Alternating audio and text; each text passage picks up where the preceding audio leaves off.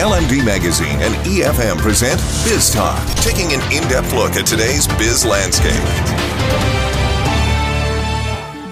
Welcome to another edition of LMD EFM Biz Talk. Today we're speaking to Director at Gajma & Co. and Non-Executive and Non-Independent Director on the Stockbrokering Get Firm Board, Jitendran Gajendran. Good morning, Mr. Gajendran, and thank you for joining us today.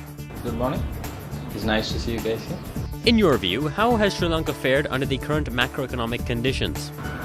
It is felt that now at this point of time that within the country that Sri Lanka is not performing very well when you consider the macroeconomic condition. But if you take the facts, that is to do with the numbers, compared to other countries, we are growing at a significant level. We are growing at around 4.5%, which is in the top 20% of the countries in the world, which is not bad. But the issue that most of us face is that as a country, when we consider ourselves, we can consider ourselves like a company. And when you consider in that sense, you understand that the Sri Lanka has its flaws. One of our biggest flaws is our debt to GDP. And the debt to GDP is a significant and a big problem to us. When this problem surfaces and comes out, we can fall into a category called dead countries walking. Dead countries walking are the category where if you fail, your chances of failing are higher. Normally countries that fall into that category will have around 6 factors that can be a big problem for them. One of the factors is that they do not understand that there is a super cycle, like a Great Depression in the 1910s, or there was a crisis in 2008, which can happen again.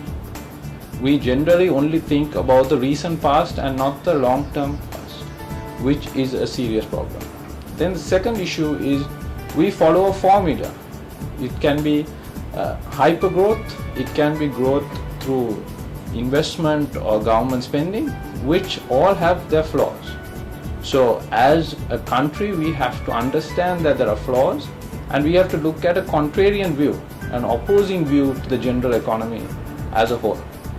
The third issue is we have manias, there's hysteria.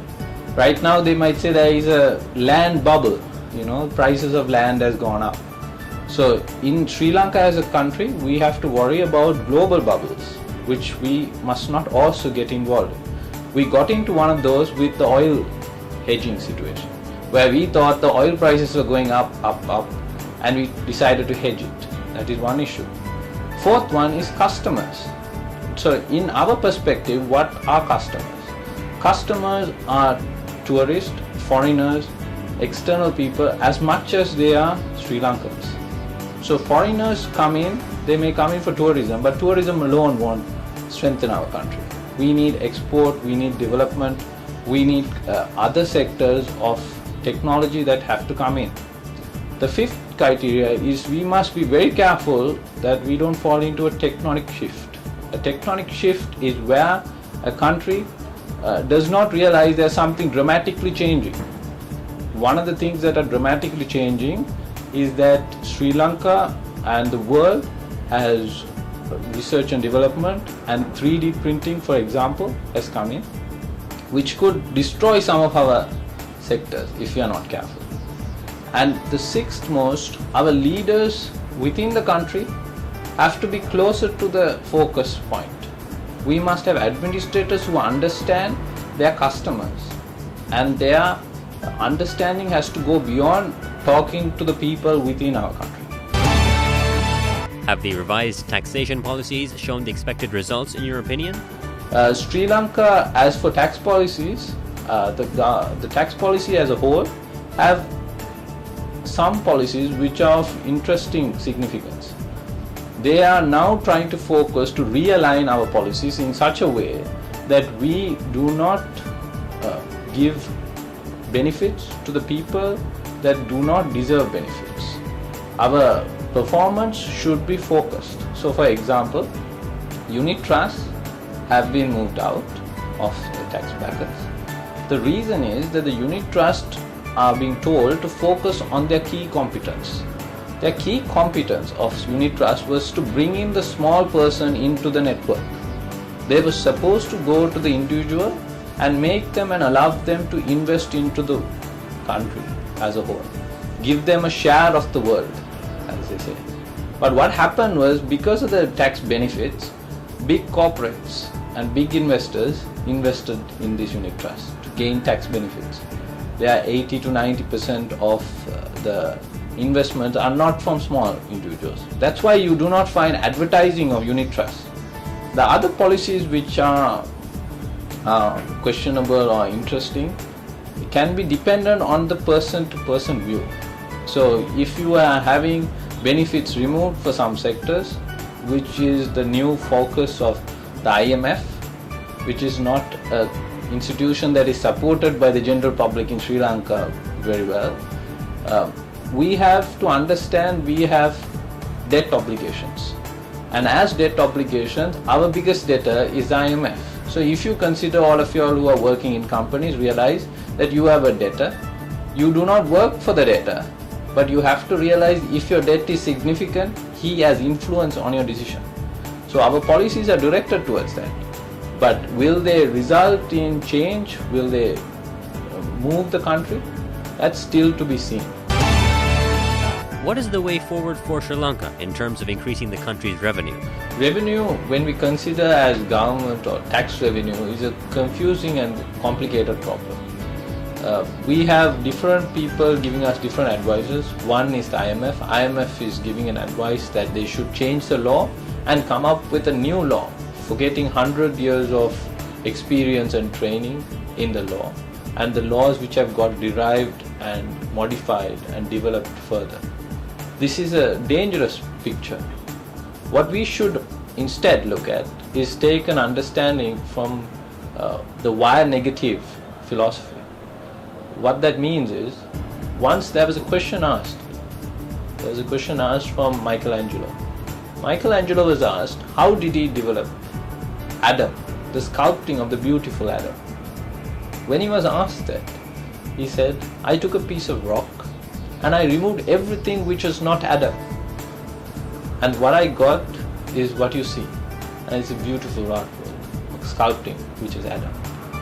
What we have to understand that tax revenue is a complex strategy. Everyone will give you different solutions to increase the GDP. My philosophy is a little bit different. If you want to get some asset, you have to water the asset. You have to give it nourishment, you have to encourage it. So with the Indian Revenue Department, you have to train them, you need to develop them, you have to send them for training, which has not happened in significant level for significant number of years. We have to understand that our administrators get paid pittance compared to global administrators like the ones in Singapore, which leads significantly to corruption and also the inability to take competent people from the corporate sector into the government sector, as there is no merit-oriented pay, which only leaves a significant population of people who are comfortable with what they get.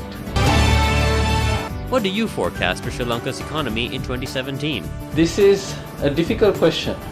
I am not a person who generally tries to forecast, but what we must understand that forecast and development of people is not a straightforward situation or a solution.